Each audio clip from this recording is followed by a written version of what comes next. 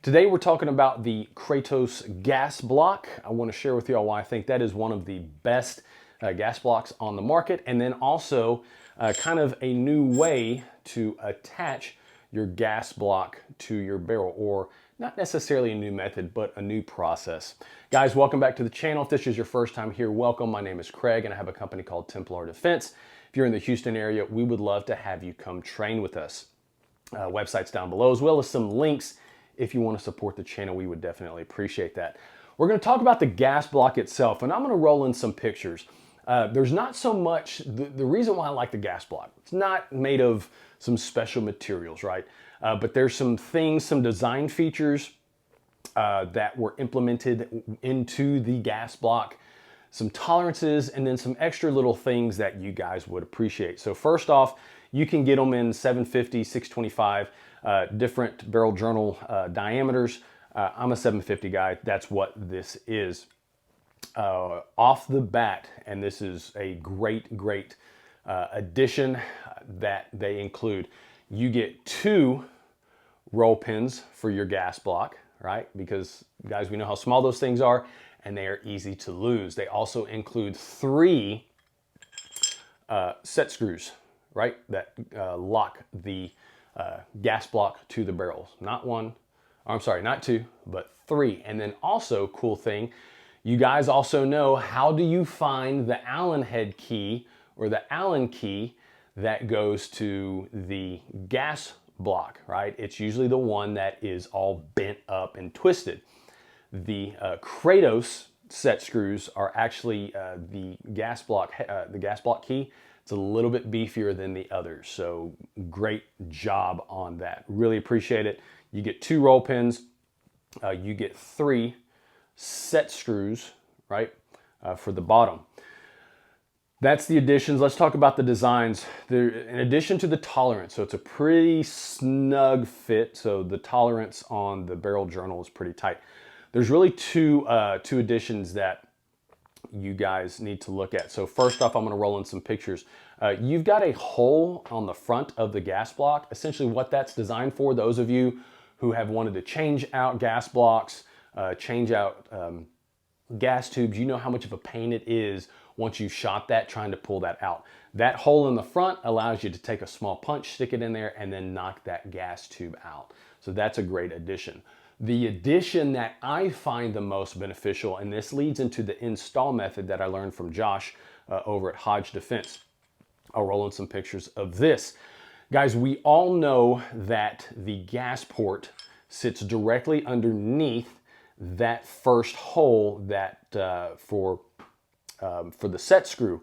What they did is they also carried that through the top, or didn't carry it through the top, but it mates up to this witness hole. And what this allows you to do is to confirm that your gas block is properly aligned to your gas port in your barrel, right?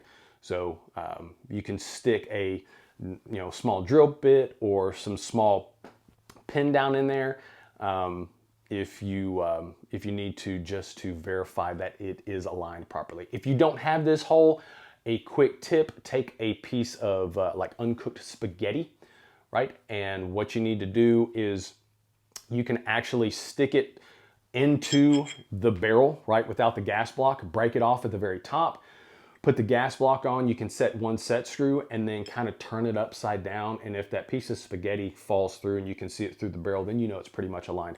But I really like this because it's almost a foolproof design, right? You got that front part of the gas block that allows you to punch out the gas tube, and then you got that top witness hole that allows you to make sure that your stuff is properly aligned. Which leads me into install methods. You guys can see, yes, my gas block is cross pinned, thank you Josh, and is also dimpled, and set screws have been installed with the barrel nut on there first. This is how Josh likes to do it, and it makes a lot of sense.